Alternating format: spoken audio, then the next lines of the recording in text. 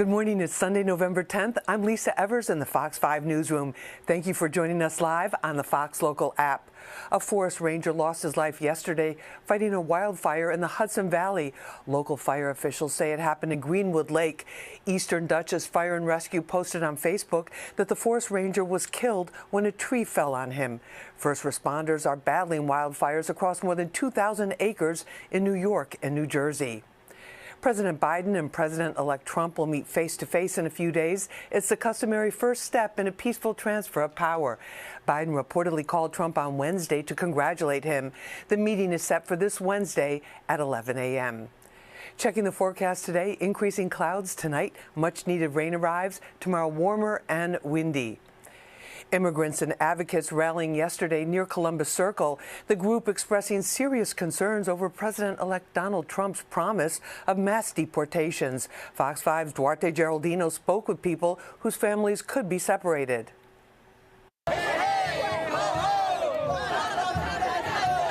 Thousands of people, backed by more than 30 groups, took to the streets Saturday, marching from Columbus Circle to Bryant Park. And we're here to send a message loud and clear after the election that even though this administration is going to target immigrant communities, it's going to target people of color, low-income people of color, that we're here to stay, right? We're not retreating into the shadows.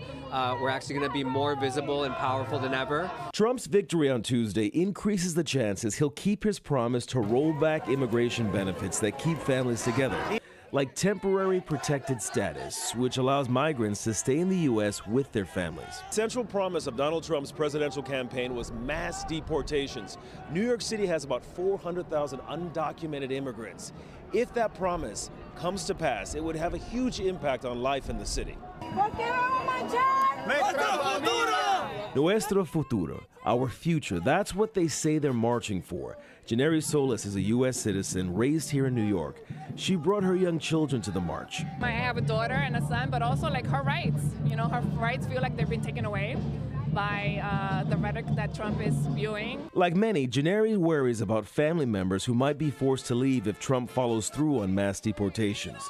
A study by FWD.US shows more than 19 million Latinos in America live with an immigrant relative, and about a third could face family separations under Trump's immigration plans. Were you born in the U.S.? No, I'm an immigrant myself. Yeah, came from India. My parents are refugees from Tibet. So they came to India. From there, we got our. I came here when I was 10. I myself and him were immigrants. I mean, came here. My kids were born here, but I'm a sister. I was raised here my whole life, and often people forget where they come from. Trump is promising the largest deportation push in U.S. history. But right now, it's still unclear how or when this plan will take shape, or for that matter, how much it's going to cost. From Columbus Circle, Duarte Geraldino, Fox 5 News. A new study has found a significant number of Americans suffer from long COVID. Researchers at Mass General Brigham developed an AI-based tool to examine large amounts of data to look for symptoms such as fatigue, chronic cough, heart problems, and brain fog. The study finds almost 1 in 4 Americans suffer from long COVID, but other studies have suggested only about 7% of Americans may have long COVID. A new report says retail losses from theft are causing big hits to big businesses, and the losses are projected to rise. Capital One says despite improving safety and security measures, theft losses will cost the retail industry $140 billion by 2025 and could grow to $150 billion by 2026. These amounts include losses from employee theft, shoplifting, administrative errors, vendor fraud, as well as return fraud and cyber-related crimes. A new strain of bird flu is spreading quickly across the country, and a growing number of Americans are getting infected. Kevin Cork is in Washington with the latest on the outbreak. The feds are once again sounding the alarm about a potentially dangerous public health risk.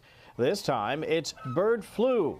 The CDC reporting an uptick in infections among farm workers after 7% tested positive on farms in Colorado and Michigan, even though many weren't feeling sick. That's been very mild disease in folks who have become infected. For the most part, it's been conjunctivitis and limited mild upper respiratory disease. Federal health officials are now calling for more testing to make sure farm workers aren't bringing the virus home to their communities. The good news, there's no risk to America's food supply at this time. And America's milk is as safe as it's ever been, even though most of the infected employees were working with dairy products. Our poultry products are safe, our milk products are safe, especially if you're pasteurizing the milk. That kills the virus. This strain of the bird flu was first detected back in March in cows and could possibly now be spreading to humans in bigger numbers. The CDC says that means testing is even more important as it works to prevent human-to-human transmission. The more opportunities it's presented with, the chance we might have a virus adapt into a new host species, humans being one of those. This new bird flu strain has been confirmed in at least 445 cattle herds across 15 states. In Washington, I'm Kevin Cork, Fox News. The city is set to honor our nation's veterans tomorrow. The 105th Annual Veterans Day Parade is one of the largest in the U.S. More than 20,000 people are expected to attend as participants march along Fifth Avenue. Be sure to log on to fox5ny.com for a list of street closures and to find out what's open and closed for Veterans Day. Fox 5 is partnering with U.S. Vets Make Camo Your Cause to help prevent and put an end to veteran homelessness in the U.S. You can join us by making a donation and wearing camo this Veterans Day. For more information, just scan the QR code on your screen. The temperatures dropped and things felt a bit more wintry, but for some in Westchester, it was the perfect time to take a dip in the Long Island Sound. Our Richard Giacobis has more on why they say they were freezing for a reason. Splash after splash. Every icy dip to give back. This is an event very near and dear to our family's heart, and I'm proud that she comes out here to support the children and the families that have special needs. More than 1,000 brave souls took part in the annual Polar Plunge at Playland Beach in Rye this morning, a Brave the Elements event that raises money for the Special Olympics New York. Students from schools across the Hudson Valley, from Iona Prep to the Ursuline School, took part in this year's Plunge into the Long Island Sound. Those who do it say their goal is to play a small part in helping athletes with disabilities reach their highest potential. Ursuline student Meredith is one of them. This is my 5th year doing it, and it's very special to our family. We have 45,000 athletes in the state of New York, and we have plunges happening almost every weekend, in the next couple of weeks. Today we have 2, we have, 2 next week, and so forth and so on, and we'll probably raise, upwards of $2 million in the next 6 weeks doing polar plunges. And that's the greater meaning behind all of this bitter shock to the body, ensuring that Special Olympics athletes can continue to soar. It's really refreshing, feels good. Making a cold splash for a good cause in Rye. Richard Giacobis, Fox 5 News. An early Christmas present for a child with a rare genetic condition. Renan Albert can now ride around the Children's Nebraska Hospital in Omaha on a customized bike thanks to his physical therapist. The 7-year-old is only the 28th person in the world diagnosed with a rare chromosomal disorder. Renan began learning to ride a bike with his physical therapist, so she found a bike he could ride. Nothing says Christmas like the Radio City Rockettes. This is their first weekend of performances.